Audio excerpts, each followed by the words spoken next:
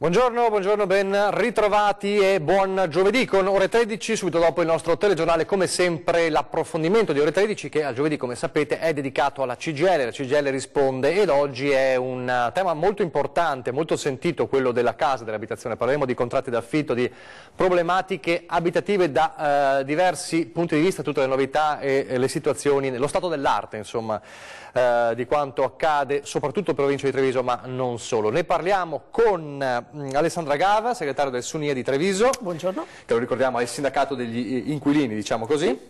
E con Abdoulaye Ndiaye. Buongiorno. Che fa parte del Dipartimento Immigrazione della FIOM CGIL. E quindi chiederemo anche esattamente di cosa si occupa questo Dipartimento per capire quali sono le problematiche che affrontate, insomma anche relativamente alle problematiche abitative. Come sempre potete chiamare in diretta, il numero lo vedete in sovraimpressione, 0422 162 6768 e poi c'è la diretta Facebook, quindi domande se volete sulla nostra pagina Facebook e vi risponderemo in diretta. Partiamo subito allora a parlare di casa. Io direi con Alessandra Gava di fare un po' il quadro della situazione, diciamo, della Marca Trevigiana, in provincia di Treviso. Com'è lo stato della situazione a livello affitti, a livello problematiche abitative? Certo, allora, leggevo oggi proprio sul giornale che ci sono degli studi di architetti che oltre a disegnare le case danno anche un altro, si può dire, un altro servizio, quello di dare lo psicologo, no? A queste persone che con sicuramente qualche centinaio di migliaia di euro in banca riescono a avere delle case che non solo abbiano delle caratteristiche architettoniche di un certo tipo, ma che possano anche in qualche modo venire incontro al mood della famiglia. Quindi abbiamo da una parte delle famiglie che possono permettersi delle case di un certo tipo, dall'altra però abbiamo persone che non possono nemmeno permettersi lo psicologo per riuscire ad affrontare il fatto che potrebbero perdere la casa. Quindi diciamo che così sono partita con una provocazione, ma che in provincia di Treviso, come credo nel resto d'Italia, la situazione stia diventando sempre più dicotomica. La crisi ha colpito in maniera netta soprattutto la classe media.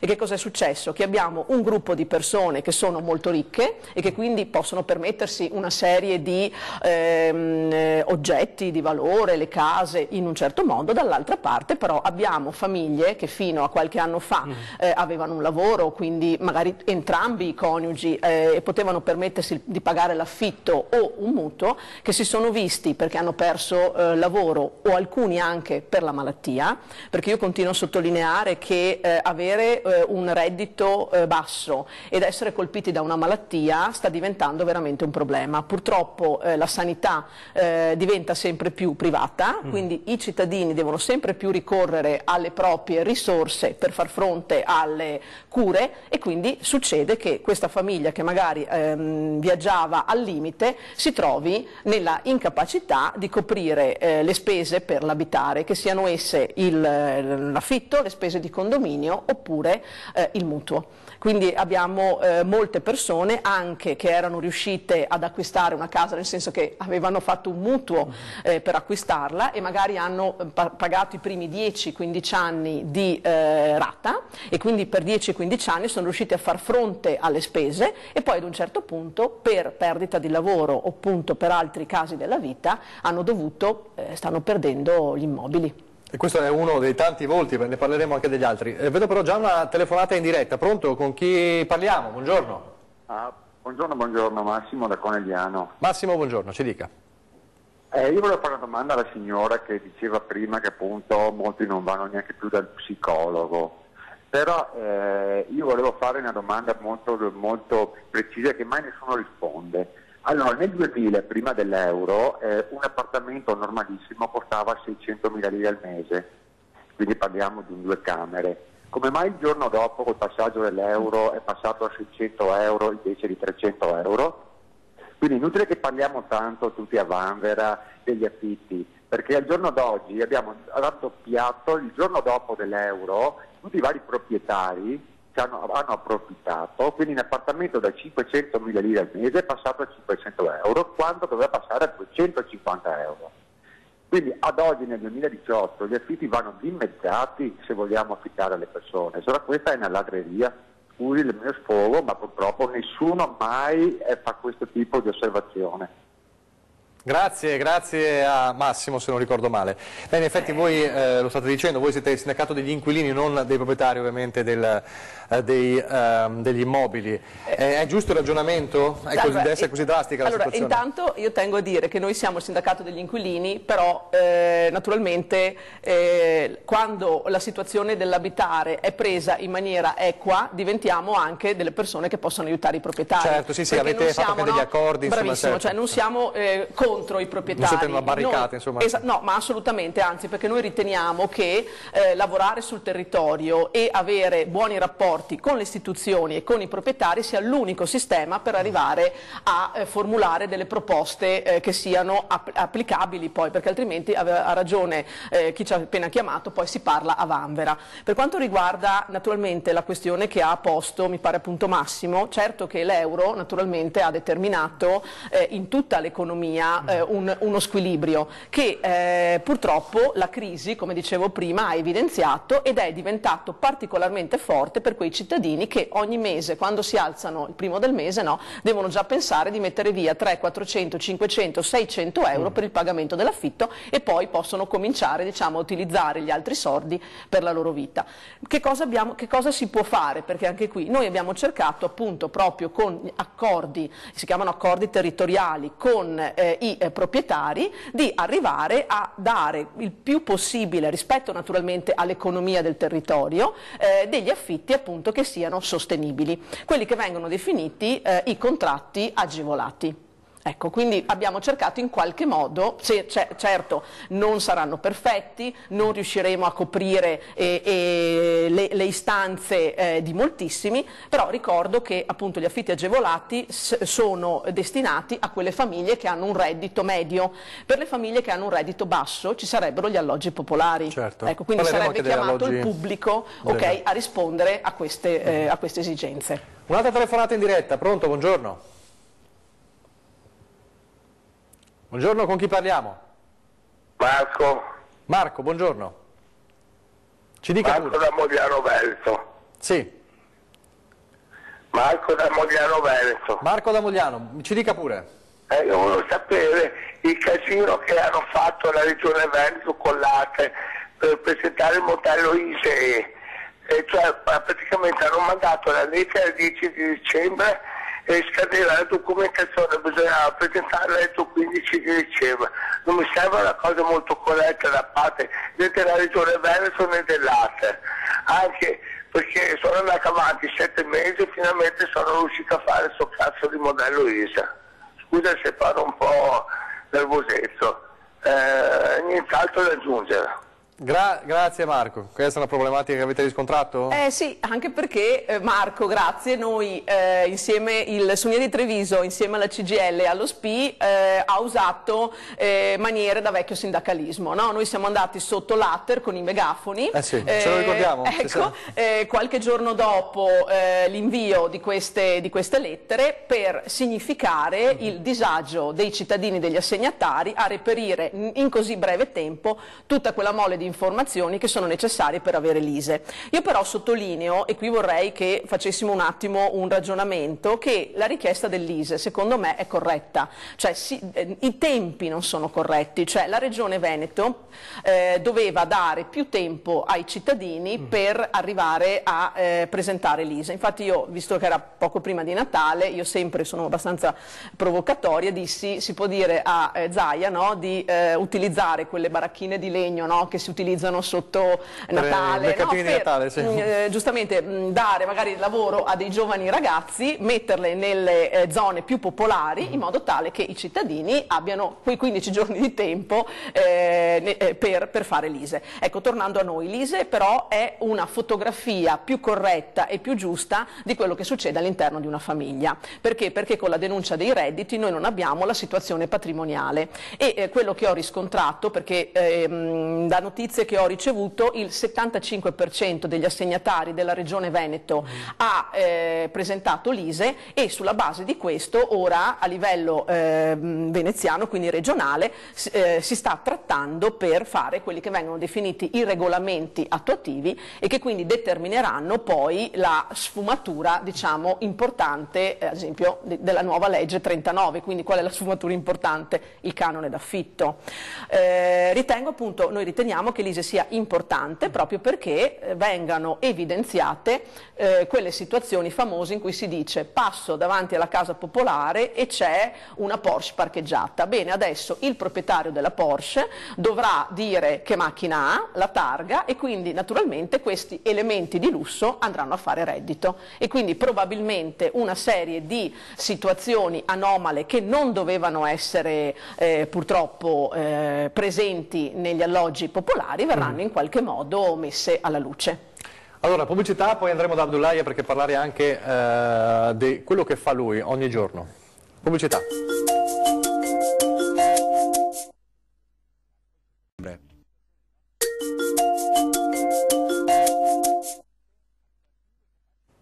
Rieccoci in diretta, ore 13, parliamo di contratti di affitto, problematiche legate all'abitazione, quindi un tema caldo, sempre caldo. Ci ha scritto sulla nostra pagina Facebook Maria Sole ci chiede: il proprietario della mia abitazione mi ha fatto un contratto di affitto a cedolare secca, mi sono accorta che ha registrato 2 persone anziché 3, che problemi può creare questa svista? Lo chiediamo, giriamo subito la domanda a Alessandra Gava. Volevo capire però, perché non capisco il significato di registrare 2 persone piuttosto che 3, nel senso che nel contratto di affitto c'è un proprietario o più proprietari e c'è un inquilino o più inquilini, quindi nel momento in cui la casa viene data in affitto, può essere data in affitto ad 1, 2 o 3 persone.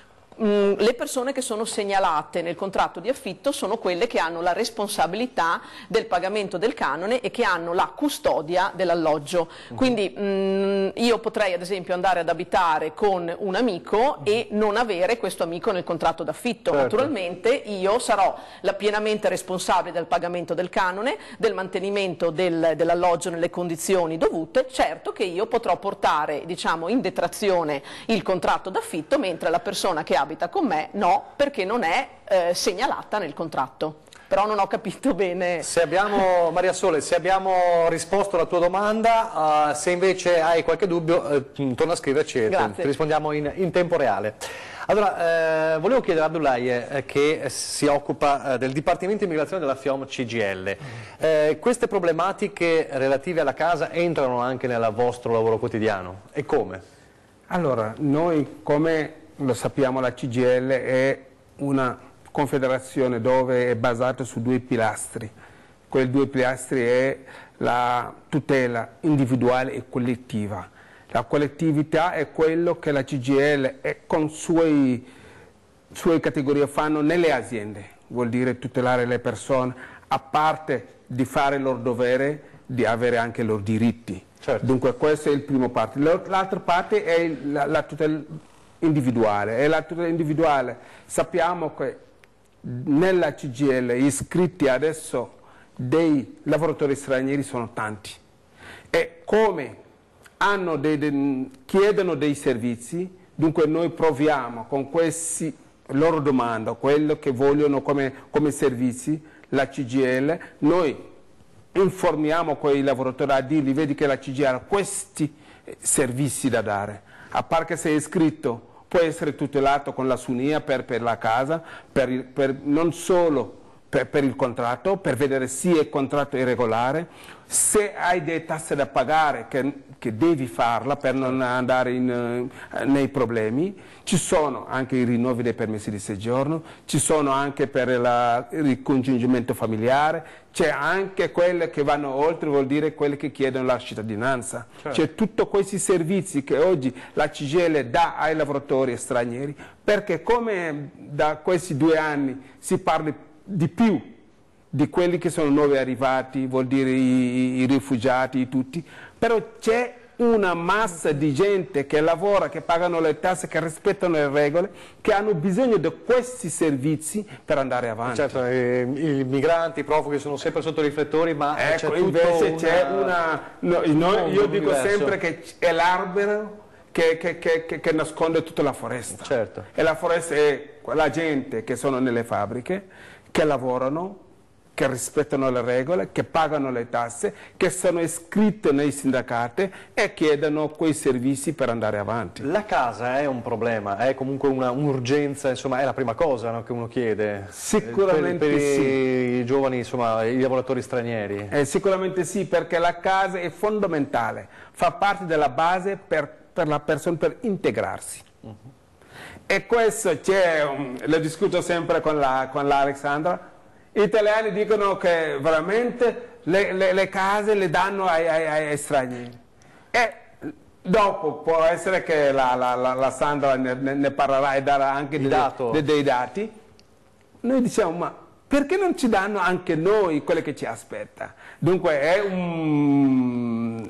noi discutiamo di questo e purtroppo c'è quello, io dico sempre, è guerra tra poveri, perché certo. Si rischia di io diventare vedo, questo, perché insomma. sono nel sindacato di più di 10 anni, so che la gente chiedono queste case e pensano che li danno alle altre, e anche le altre pensano che li danno alle altre. Ma dove è il punto? Dove è la verità?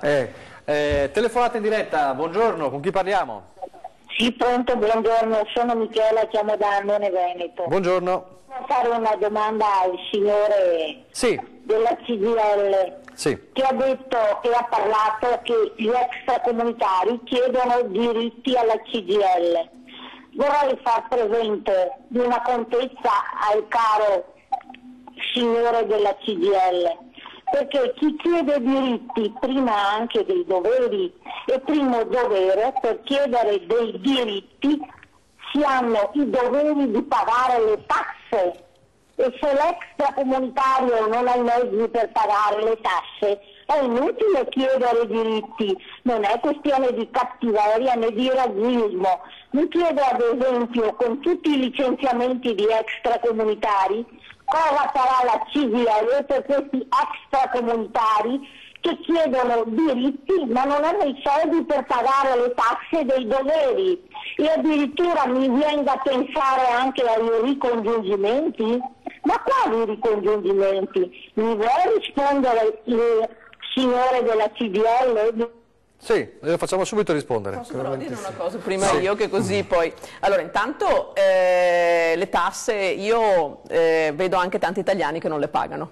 Ecco, quindi cominciamo a dire che ci sono dei doveri che vanno oltre la cittadinanza e il colore della pelle. Ritengo che quindi ci siano dei doveri assoluti. E poi, sì, perché questo mi sono sempre... perché no, c'è sempre il discorso di prima, no? Chi danno le case e poi noi abbiamo degli ottimi esempi, soprattutto nelle case popolari, di persone che sono italianissimi e che diciamo che non sono proprio un esempio positivo per chi magari non italiano va ad abitare nel condominio. Ma di più è che noi non è che chiediamo alla CGIL i nostri diritti.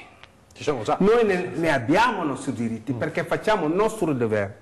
Io che ti parlo ci lavoro a Treviso da 22 anni. Ho la famiglia qua, lavoro pagando le tasse. Io sono uno che non posso invadere le tasse perché sono un dipendente, dunque pago. È quello che ho detto prima. Come questi 2 anni hanno parlato solo dei rifugiati, di quelli che sono arrivati. Ci sono qua, quelli che hanno fatto 20 anni, che sono stranieri, che lavorano, che pagano le tasse, hanno il diritto, questo diritto l'ha dato lo Stato italiano.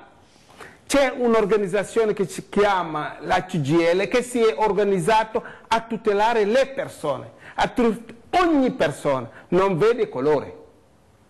È vero che i servizi sono diversi, perché la Sandra non andrà mai a fare la fila per i permessi di soggiorno, perché è italiana, ma io che ho i permessi di soggiorno ho diritto di essere accompagnato. Questo è. Ma niente altro, non chiediamo la luna, ma le cose basilari. E questo non è che le chiediamo al CGIL, ce l'abbiamo già. c'è qualcuno che ci accompagna su questo e noi ci lavoriamo per aiutare le persone che non hanno le informazioni di sapere che quelle persone possono essere accompagnati a usufruire dei loro diritti. Pubblicità, poi torniamo subito.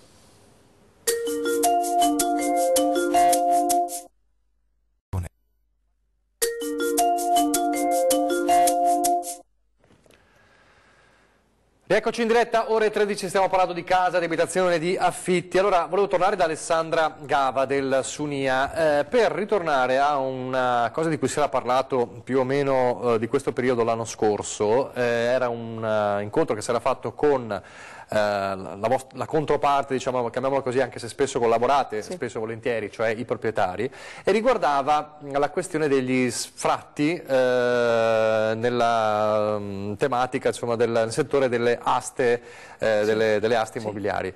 Com'è la situazione? Se si può fare un riassunto della situazione e com'è adesso lo stato dell'arte? Certo, allora, come dicevo prima, molte persone non riescono più nemmeno a pagare il mutuo e quindi le banche che cosa hanno fatto? Hanno negli anni scorsi permesso a questi cittadini su richiesta di bloccare il mutuo, ma non perché fossero particolarmente buone, ma perché poi abbiamo visto anche come è andata la situazione. Le banche poi si sono trovate ad avere una situazione, cioè ad avere centinaia di appartamenti e quindi hanno deferito, diciamo, di un anno, permesso il blocco dei mutui. Naturalmente spesso però la situazione della famiglia non era una situazione di disagio passeggero, purtroppo è una situazione spesso permanente. Quindi le famiglie non riescono a pagare il mutuo e nel giro di qualche anno la casa va all'asta. È triste perché naturalmente ci sono altri cittadini che comprano la casa con all'interno una famiglia e quindi qui le strade sono due. La prima, che possa essere fatto un contratto di affitto alla famiglia che è nell'alloggio, cosa che è assai rara, anche perché spesso appunto la famiglia arriva a toccare, la famiglia che è ancora nell'alloggio, diciamo, arriva a toccare il minimo esistenziale, no? Dall'altra parte magari c'è un cittadino che acquista un alloggio di cui ha bisogno e quindi qui un'altra forma, diciamo, quasi di guerra, non dico tra poveri come prima, ma insomma di situazione di disagio. Che cosa succede? Che queste famiglie nel giro di qualche mese devono liberare l'alloggio e siccome Treviso aveva avuto per un qualche anno un unico giudice che si occupava di questa cosa, c'erano in coda 1 migliaio di procedimenti, no? Di messa all'asta che naturalmente con l'arrivo di personale di rinforzo del Tribunale si sono sbloccati e quindi noi soprattutto nella zona di Conegliano, quindi zona che negli anni passati ha visto chiudersi alcune aziende medio-piccole, naturalmente sta dando dei risultati molto pesanti proprio sul territorio, perché comuni medio-piccoli, soprattutto i comuni piccoli, devono rispondere a delle esigenze importanti di queste famiglie, soprattutto quando ci sono i minori, perché noi sappiamo che quando vi è uno sfratto il sindaco è il tutore, diciamo, del minore, cioè in qualche modo il sindaco deve far sì che questa famiglia, che comunque è il minore, venga messo in sicurezza. Quindi voi capite che questa situazione è esplosiva non soltanto per il singolo, ma per la comunità intera. E ci sono novità all'orizzonte su questo fronte? Ci sono aggiornamenti all'orizzonte? Allora, siamo andati in questi giorni a ritirare i dati dal Tribunale, io e l'amico che ringrazio del Luppi, col quale noi collaboriamo, appunto. Come dicevo prima, io credo che sia necessario non avere delle controparti, se non strettamente necessario sul caso singolo, ma bisogna collaborare appunto e a breve appunto andremo a leggere i nuovi dati che però purtroppo per la mia esperienza personale non credo si discostino molto da quello che è successo negli ultimi anni. Tanto per dare un dato, allora 25 anni fa il 90% degli sfratti era per finita locazione, ciò sta a significare che un cittadino aveva un alloggio, ci stava dentro 4, 8, 10 anni, dopodiché il contratto d'affitto scadeva e il proprietario dava lo sfratto e lui si trovava un'altra casa, un'altra abitazione. considerazione. Ora il 95% degli sfratti sono per morosità. 95% in provincia di Treviso o in regione Veneto o a livello nazionale? A livello nazionale. A livello nazionale. A livello nazionale. Il dato sì, il dato, io dico per morosità, quindi cittadini che non riescono a far fronte o al pagamento dell'affitto o al pagamento delle spese condominiali, perché un'altra tematica importantissima è quella delle spese condominiali. In ufficio vengono moltissime persone lamentando appunto spese condominiali molto elevate. Telefonate, poi torniamo su questo. Con chi parliamo in diretta? Buongiorno. Sì, buongiorno, sono Gabriele. Gabriele, buongiorno, ci dica. Buongiorno, io volevo chiedere per quanto riguarda le persone separate che comunque avevano una casa di proprietà, quindi per cui faranno un incremento dell'ISE, hanno comunque diritto alla domanda, oppure hanno pure il diritto di avere una casa popolare? Sì, questa è la domanda. Sì, certo. Allora, sicuramente nella nuova legge regionale viene presa in considerazione questo nuovo sviluppo della società. No? Abbiamo molte famiglie, molte più rispetto a 20 anni fa, che si separano e quindi ci sono due nuclei da prendere in considerazione. Ripeto, la legge 39 è una cornice, si stanno elaborando i regolamenti attuativi che prevedono appunto anche le modalità con cui assegnare i punteggi. Sicuramente ci sarà una delle voci nuove, diciamo purtroppo, da prendere in considerazione saranno queste nuove forme familiari. Torniamo alla questione spese condominiali. Stavo dicendo, insomma, sempre più gente viene da voi con questa problematica, ma quindi questo dipende dal proprietario? No, dipende in qualche modo anche da quello che sta capitando nell'economia, naturalmente. Allora, le spese condominiali spesso sono collegate naturalmente a dei servizi, no? Certo. Quindi non so, lo sfalcio dell'erba, il pagamento se c'è la caldaia condominiale, delle spese del riscaldamento, e cioè voi capite che quando si alzano i prezzi e diminuiscono le entrate, naturalmente una voce che prima andava nella percentuale del 20% passa al 50%, diventa un problema. E questo è sentito molto soprattutto negli alloggi popolari. Perché? Perché l'affitto è correlato al reddito della famiglia, però le spese di condominio no, sono sul libero mercato, e quindi vi sono dei paradossi per i quali famiglie che magari pagano 20-30 euro di affitto ne pagano 70 di spese condominiali al mese. Pubblicità, poi l'ultimo blocco di ore 13.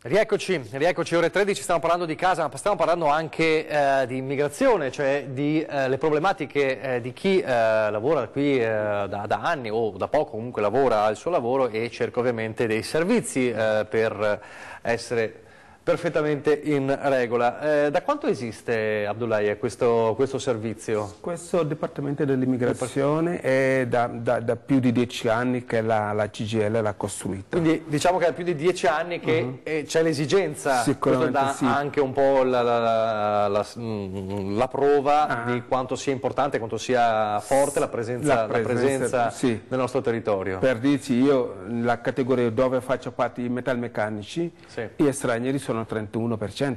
31%? 31%. Dunque, 3 su 10 insomma, sono stranieri. Non parliamo di chi non lavora, ma perché chi è iscritto al sindacato e paga la tessera vuol dire che lavora. Che lavora, certo. Noi quelli vogliamo tutelare.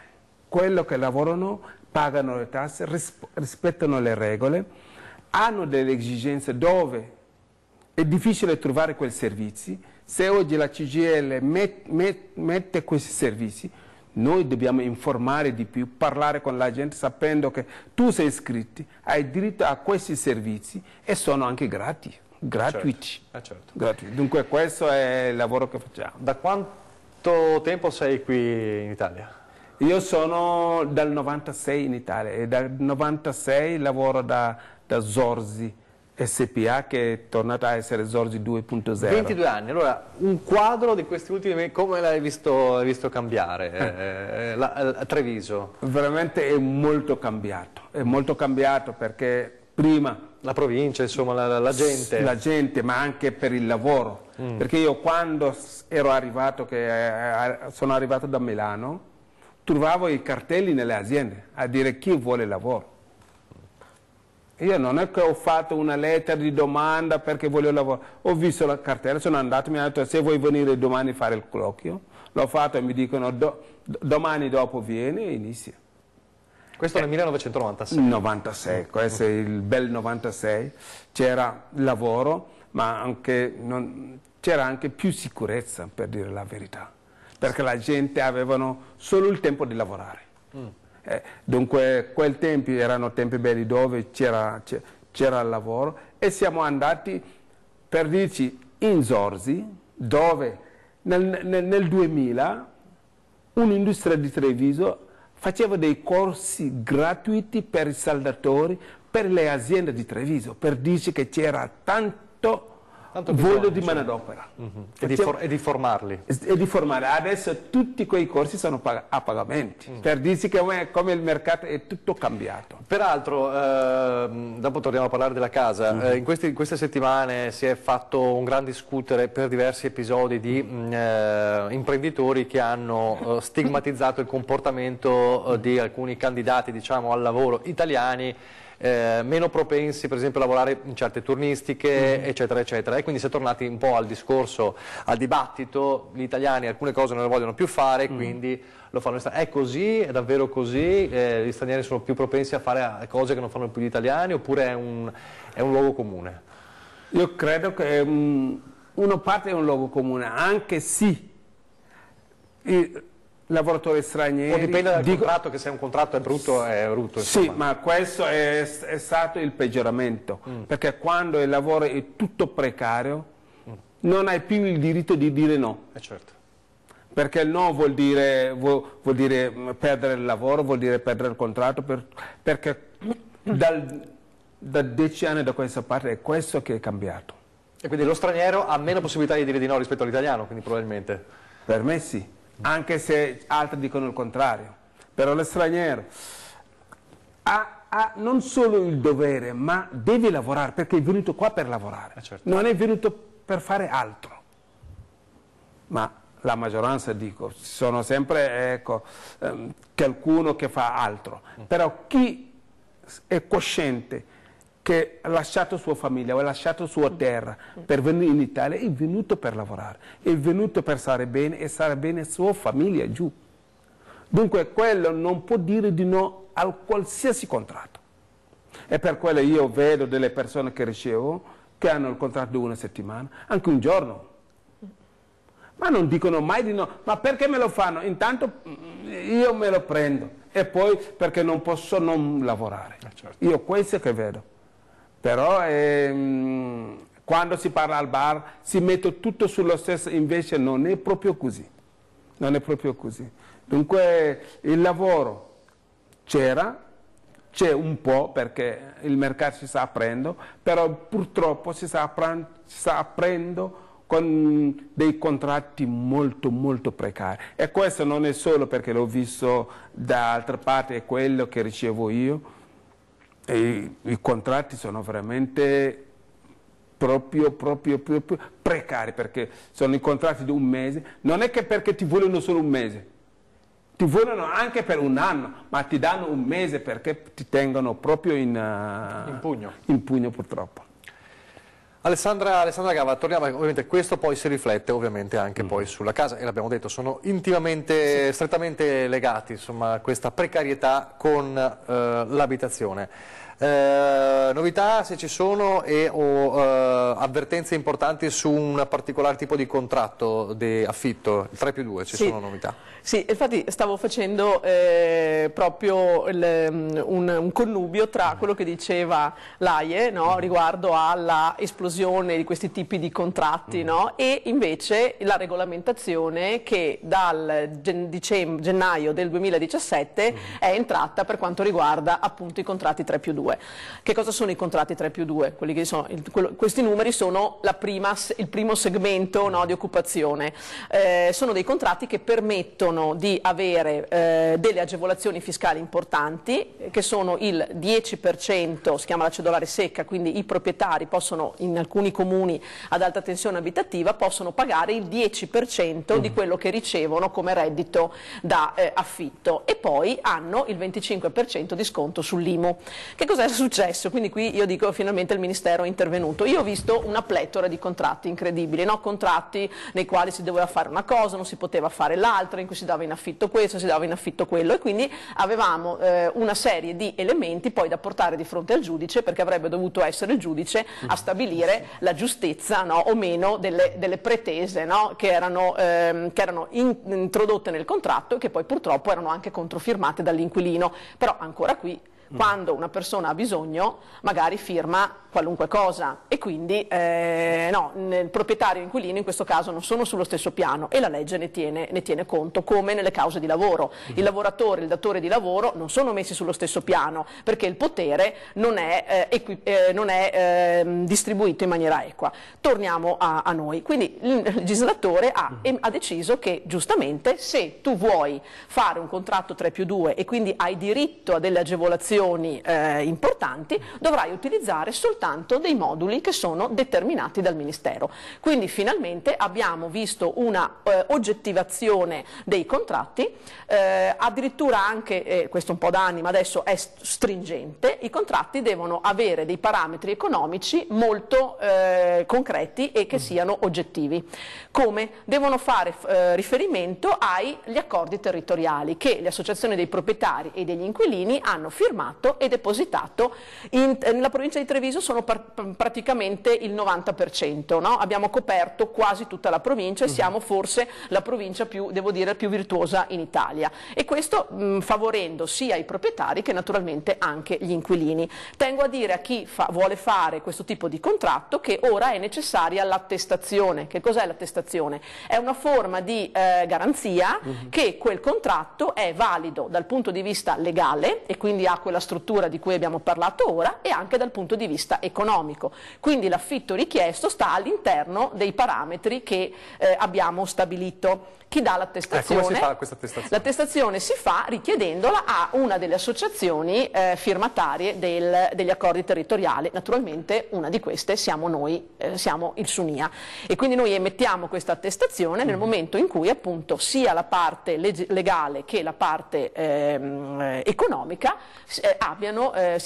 siano corrette. Ecco, senza questo il contratto non può essere registrato, oppure può essere registrato, ma naturalmente la persona perderà le agevolazioni che vengono richieste, anche perché se una persona vuole dare la propria casa in affitto al prezzo che naturalmente stabilisce e che ritiene giusto, può, senza controllo, può ricorrere ai contratti, quelli si chiamano a libero mercato, per i quali non ha agevolazioni fiscali, per i quali però non ha nemmeno delle regole a cui attenersi, economiche perlomeno.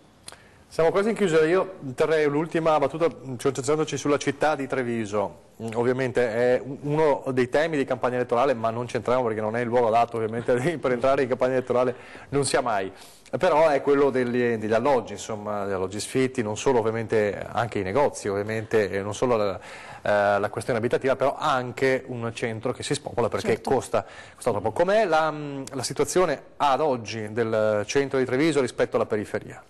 Infatti dico che negli ultimi anni il SUNI è tornato di moda, no? Che quindi si parla di alloggi, di case in affitto. Fino a qualche anno fa diciamo che gli affittuari erano un po' relegati, no? A quelle persone strane, stravaganti, che avevano deciso di non acquistare una casa per magari sembrare più liberi e non avere radici.